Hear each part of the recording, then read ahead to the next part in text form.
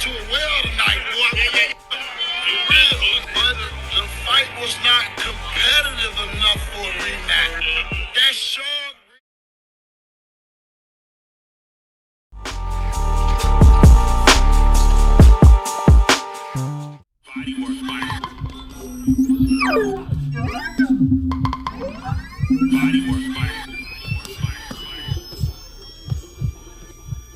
Welcome to Bodywork. Welcome back. It's Michael Rogers. Welcome to Bodywork Boxing. Man, I'm gonna be honest with you. I haven't felt like this since the whole Tyson Buster thing, you know. Haven't felt this way since then. But I will say there is a new commander-in-chief, and that's Terence Crawford. You know, it went down. I'm going to get into that. I'm going to get into everything that happened. I want to say, man, I hope Earl gets well. I hope he recovers. I hope he take his time and he's not, you know, hastily going to make a hastily decision. I think he need to take time, reflect on what his next best move is. And I wish him all the best. You know, he is the truth. Man, but I just, you know, this is the Pulse of Boxing, so I was, you know, listening around, watching around, seeing some things, you know, keeping my eyes and my ears to the streets and, you know, really chiming in. I really hadn't really made any comments really anywhere, but I just been watching and just reading some of the comments and some of the things that's going out there, you know, because sometimes the people that put it out, you know, depending on who they're talking about, whether or not you'll get that real deal. But a lot of times the people in the comments, you'll really start seeing, you can get, you know, you can see what's going on, and I see a lot of things. I believe that Terence Crawford showed the world that he is special. He shocked the world. That's first and foremost. He shocked the world. He came out there with, you know, he had the Prime shirt, he had the Eminem thing. Lead up into this fight, I said, man, you know, according to my old head, I said one of the biggest things that Terence Crawford did was he played chess all the way through.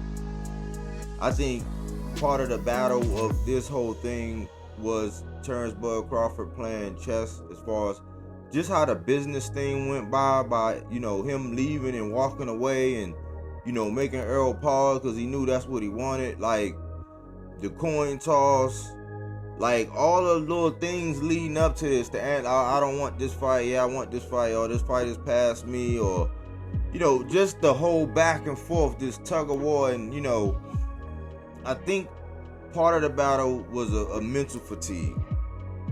And it had started to show at the weigh-in when Earl had stepped up and unsolicited, he had said, yeah, I've made this fight happen. And, you know, he was saying, why I gotta do the coin toss? It was like, it was showing that, and we seen Derrick James being vocal on that weigh-in.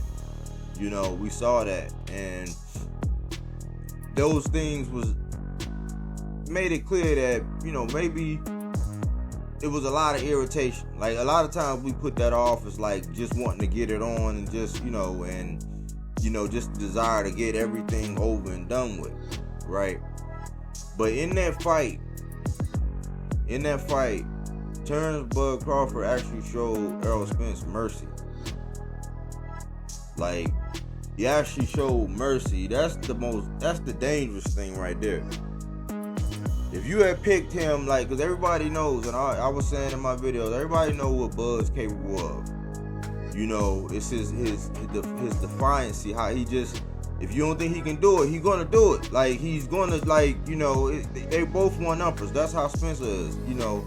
And the reasoning behind why I chose Earl was, I thought that Earl was going to go in behind his jab, you know, be that devastating body snatcher that he is. You know, Bud, instead of moving around, he was gonna, you know, pick and choose and do it just seemed like the first time it was an opening and Bud touched Earl, it seemed like it was like to the side of it was like right to the side, and it was like cobwebs ever since. You know, before he came in the ring, how he looked and all that sleepiness, that would come off as an excuse. There's no excuses. There's no excuses on this one. Absolutely no excuses on this one. You know, how he looked. I see a lot of people saying, oh man, he didn't look right going into the ring. I mean, we don't know. A lot more information and things gonna, you know, need to come out. A lot of people saying there's no need for a rematch. You know, they wouldn't want to see a rematch. They just think that, you know, now that, you know, they just believe that Bud is just levels above Earl. I'm like, well, if it's in the contract, I don't really know how it's gonna work if it's at 147, because every response I heard from Earl was if it's at 154. You know, if it's at 154, especially, or hopefully if it's 154, hopefully. He was saying hopefully, not saying he would doubt it, but I don't really believe that since it's been coming up so much that the fans will want to see him at 147 again. You know, a lot of people are just being knee-jerk reactionists and saying he should just walk away. He's set for life. He got all the money.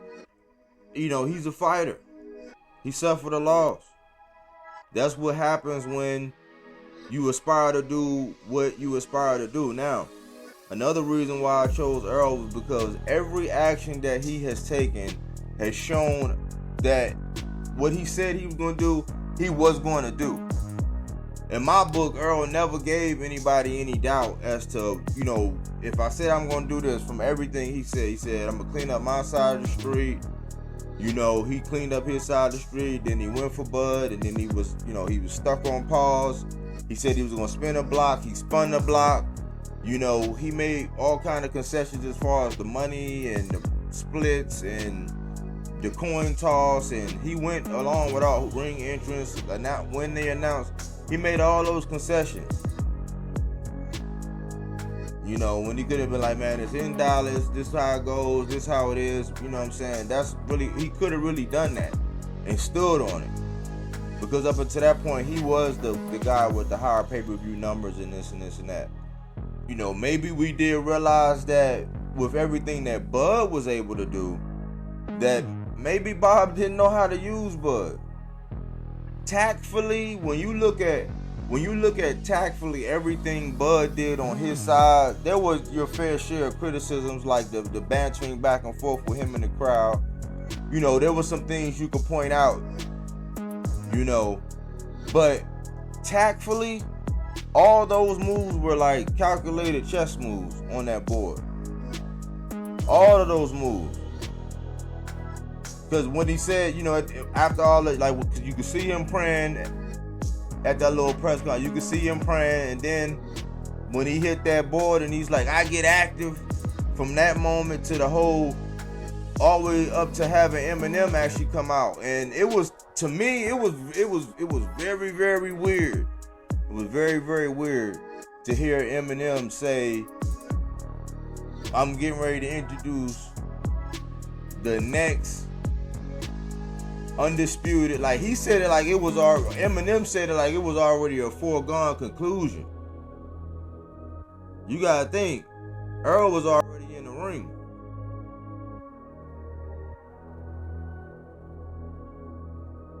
No, Earl was in the locker room. Well, however it was, Eminem, man, he said that. And I just keep trying to revisit everything, but I never seen somebody make Earl Spence look like that. You know, I hear people getting down on Derrick James, saying that, you know, it was pretty much his fault and this and that. It's like I don't know how you could really blame Derrick James or point any fingers. I heard Derrick James, you know, telling Earl a lot of things that he needed to do. My lady was like, man, she was like, Derek James was like, man, make him feel you, like, you know. And he also was like, you know, go behind your jab, turn him, pivot, don't stand right in front of him. I heard him giving it out. It was just that, I don't know, for some reason, man, whether it was the punch resistance, Bud's power, that right hand was like a bullwhip, you know. And you know, it goes back to that conversation when he said, man, he said, you know, when they asked Bud if he was going to knock Earl out, and he said, nah, like I tell everybody, I never go for the knockout, but if he get out of line. And then Earl was like, man, I've been getting out of line all my life. He's like, well, I'm gonna have to take my belt off. And Earl was like, well, I'm not your kid. He's like, well, I'm gonna have to take my belt. I'm gonna have to take my belt off. And that's really what it looked like, man, if I'm gonna keep it a buck. You know, who am I?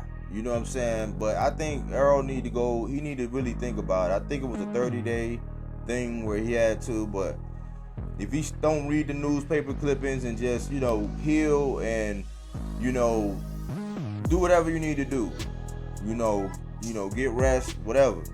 You know, I think he need to take his time and decide what's best for his future. Because he really did make this fight happen. So I salute Earl Spence. You know what I'm saying? That's still my guy. You know what I'm saying? It's still man down.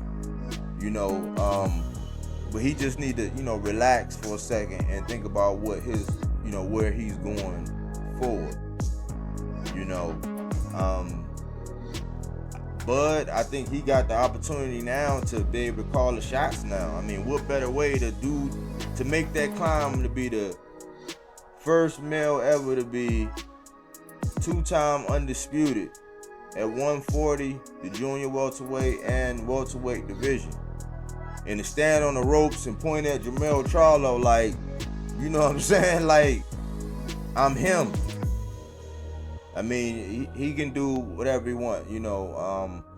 He can pretty much call the shots. I guess it's a brand new sheriff in town in that sense, and I know that's going to make a lot of people's pound for pound kind of reshape and everything. But all I can say is, man, I'm 1-1 this week. I had Naoya Inoue stopping Fulton by the 6th round, and he did it in the 8th. Would have hit big. And if Earl would have did what he needed to do, would have hit like super big, you know. But Bud showed that he was special. He shocked the world. And in my boxes to watch, if you go back and look at it and you listen to the commentary on Bud, in my boxes to watch, he is called the closer. You know, so he did what he needed to do, man. It was shocking. It was shocking. My heart was beating so fast. I was like, what the heck? What? Like, it was just, I think you could see the reaction in the media. You could see it on Roy Jones' face. Even when Brian Custer was walking out and you looked at him, nobody expected. Everybody was talking trash and saying this and that about, you know, nobody expected it to look like that. Nobody expected it to look like that. So I think the world got to witness, you know, greatness last night. The best man won. He called himself Prime. And salute the Bud. You know what I'm saying? Salute to the fans. You know, I think that now, since he called the shots, a lot of the outside the ring stuff and the back and forth, I don't think he got to do that. I think he actually stamped himself. And from this point forward, he can carry it how he wanted, you know, and call the shots with who he want. Because he got the world's attention now. And that's thanks to PBC. So, Al, there go Al once again, man. You know, when somebody else couldn't get him there, PBC and Al and them set it up to where a star was going to shine. And you know, and now I guess the world recognizes all that. So, who am I, man? I was 1-1 on the week. Can you say you was 1-1 this week? Did you have Inoue stopping Fulton? Or you had Fulton stopping Inoue? Okay. But then did you have Spence stopping Bud? Oh, okay. Did you had Inoue stopping Fulton and you had Bud stopping Spence? Salute to you if you had that. I was 1-1. I'm just a man of my word, man. I do that body work, man. But really one of the key factors is you know, when that number, that power punch percentage, where it shows total domination, that number is between 40, upwards moving up into 44 to 45%. That typically, along with the numbers in the body, that typically tells you, you know, who dominated the fight. Bud landed 60% of his power shots. Yikes! You know what I'm saying? It is what it is, man. So salute to Bud, man. Excellent performance. I seen Mayweather conversations about that sparking up, man. Who knows? We gotta sit back and watch and let this whole thing unfold, man. As a man of my word, and everybody who, you know, rock with my channel, you know how I analyze it. I consider myself a boxing purist. No yes men over here. I always give credit where it's due. You know, I do my homework. You know, and I stand on what I stand on. Anyways, thanks for everybody who rock with the channel, man. We getting growth all the time, man. We getting the kind of community I want. People that like to talk about the X's and O's. People that like to voice their opinions. They understand they don't get any backlash over here. We just talk boxing. You know what I'm saying? Anyway, salute to everybody who chime in. Here at Bodywork Boxing. But we don't take things for face value. We do that body work.